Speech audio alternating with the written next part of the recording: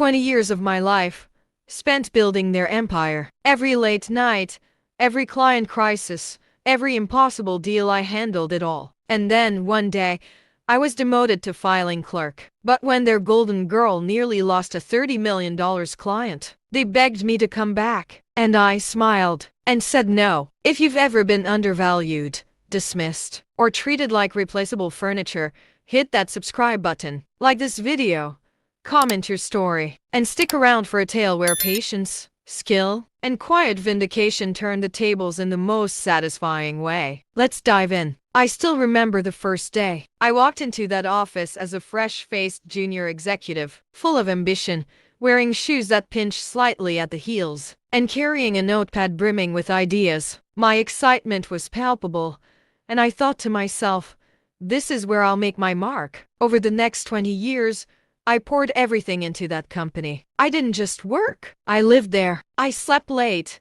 skipped holidays, and solved problems no one else wanted to touch. When a client threatened to leave, I was the one who stayed until midnight, drafting proposals and smoothing over misunderstandings. When deals seemed impossible, I found solutions in the margins, navigating office politics and corporate bureaucracy that could strangle anyone else. I was meticulous, loyal, indispensable, and yet, no one truly noticed. Promotions came slowly, recognition even slower. I watched new hires, younger, flashier, or better at office politics, rise faster than I ever did. And then came the ultimate insult, a demotion. HR called me in one dreary Monday morning. The fluorescent lights buzzed overhead, and I felt a sense of foreboding that I couldn't shake. I entered the office and saw the letter before I even sat down. The words "demoted to filing clerk" stared back at me, as if mocking every sacrifice I had made. I felt my chest tighten, my stomach drop.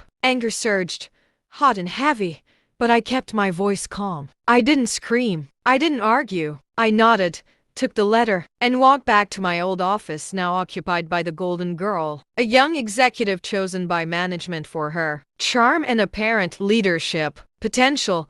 She smiled at me as if to say, "Welcome to your new reality."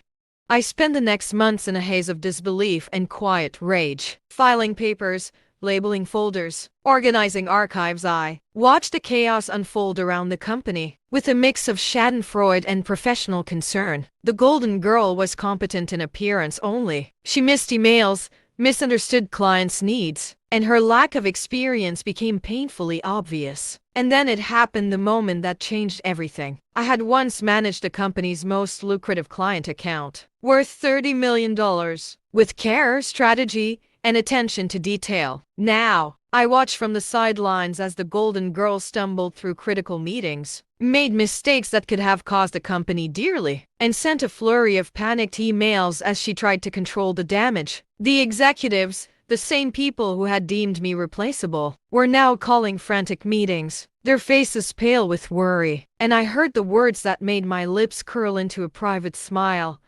"We need her back. We can't handle this without her." I felt a strange mix of emotions: vindication, pride, and yes, a quiet thrill. The irony was exquisite. They had underestimated me, dismissed my contributions, and treated me like a replaceable cog. And now, faced with potential disaster, they were begging for the one person who had kept everything afloat for 2 decades. When I finally entered the room, my presence was calm, almost regal. The golden girl looked up, her confident smile faltering under the weight of my gaze. Executives shifted uncomfortably in their chairs, realizing that the person they had dismissed was not just capable, but essential. "I appreciate the offer," I said, my voice even, measured and firm, "but I'm not coming back. You should have trusted me when you had the chance." The room was silent. The golden girl's face paled, and the executives' expressions flickered between shock and regret. No one said a word. I didn't need to. The message was clear. The consequences of their choices were now theirs alone to bear. Walking out that day,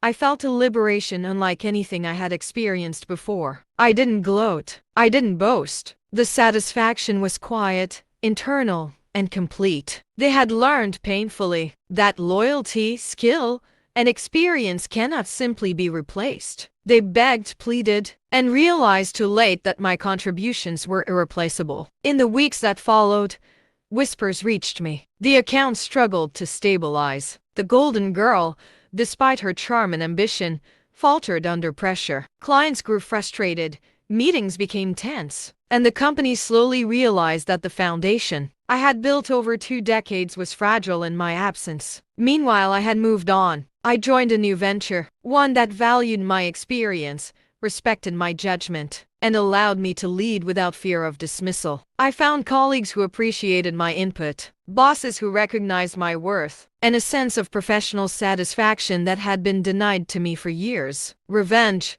I realized, wasn't about confrontation or retaliation. It wasn't about proving them wrong in the heat of anger. True revenge was quiet, patient, and precise. It was knowing that your absence could expose their flaws, that their mistakes would reflect their own poor judgment, and that you would walk away with your dignity intact. I still remember the golden girl's face that day. She tried to smile, her voice shaky. Maybe we can work something out. I shook my head gently, my mind clear.